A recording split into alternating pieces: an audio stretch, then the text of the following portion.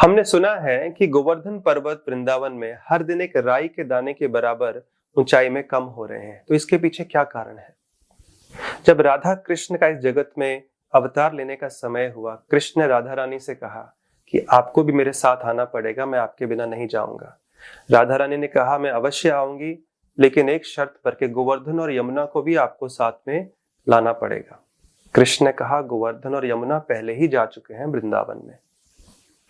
तो गोवर्धन पर्वत जो कि गोलोक वृंदावन भगवान के धाम में निवास करते हैं, इस जगत में, इस धरती पर द्रोणाचल पर्वत के पुत्र के रूप में जन्म लिए। द्रोणाचल एक व्यक्ति का नाम भी है जो कि द्रोणाचल पर्वत जो श्रृंखला है उसके राजा हैं और बहुत सुंदर थे। जब वो इस जगत में आए, जितने भी सारे पर्वत थे सबने मिलकर कहा कि यही हमारे राजा हैं, क्योंकि वो जानते थे ये कृष्ण और राधा रानी के बहुत प्रिय हैं।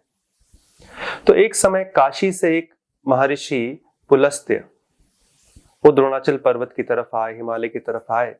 उन्होंने देखा इतना सुंदर पर्वत, ये तो काशी में लेके जाता हूं इसको, ताकि इस पे बैठकर तपस्या कर सकूंगा शांति से। तो उन्होंने महाराज द्रोणाचल से पूछा। तो द्रोणाचल पर्वत चिंता में पड़ गए कि अपने पुत्र को कैसे जाने दें, पुत्र का मोह, लेकिन डर भी रहे हैं कि अगर नहीं दिया तो श्राप मिल जाएगा। तो गोवर्धन समझ गए अपने पिता की दुविधा और उन्होंने कहा पुलस्त्य ऋषि से, आप चिंता मत कीजिए, मैं आऊंगा आपके साथ, लेकिन एक शर्त पर, आप मुझे कहीं पर भी जमीन पर नहीं रखेंगे, जहां रखेंगे मैं वहां से हिलूंगा नहीं, वहीं रह जाऊंगा। पुलस्त्य ऋषि ने कहा ठीक है।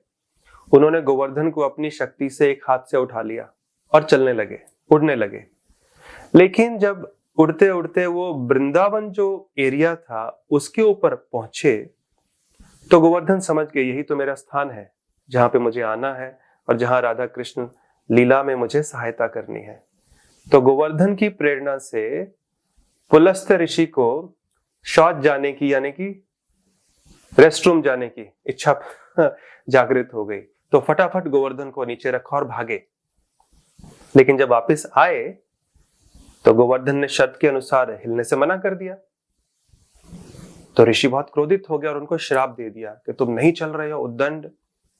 गोवर्धन कुछ गलत नहीं कर रहे थे, शर्त के अनुसार ही सब कुछ चल रहा था, लेकिन ऋषि इतने क्रोधित हो गए, उनको इतनी इच्छा थी उनको काशी ले जाने की, गोवर्धन पर्वत को, उन्होंने श्राप दे दिया कि ठीक है, तुझे मैं श्राप देता हूं, आज के बाद आप हर दिन राई के दाने के बराबर आपकी ऊंचाई कम होती जाएगी और एक दिन तुम समाप्त हो जाओगे।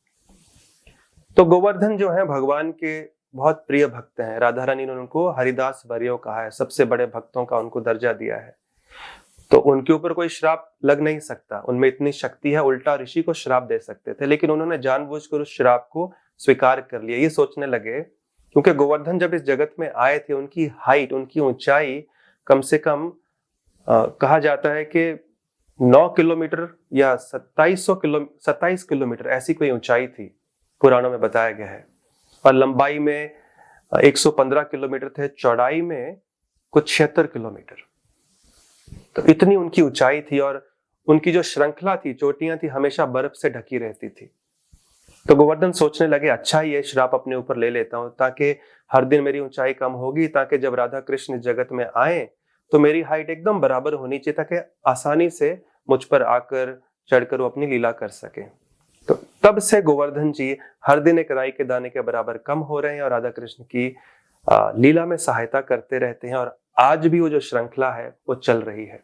लेकिन ऐसा शास्त्रों में कहा गया है कि जब तक गोवर्धन रहेंगे इस जगत में, गोवर्धन और यमुना, तब तक कलयुग का इस जगत पर पूरा प्रभाव नहीं पड़ेगा। लेकिन जिस दिन गोवर्धन जी गायब हो जाएंगे, उस दिन कलयुग पूरी तरह से इस जगत को अपने चंगुल में जकड़ लेगा।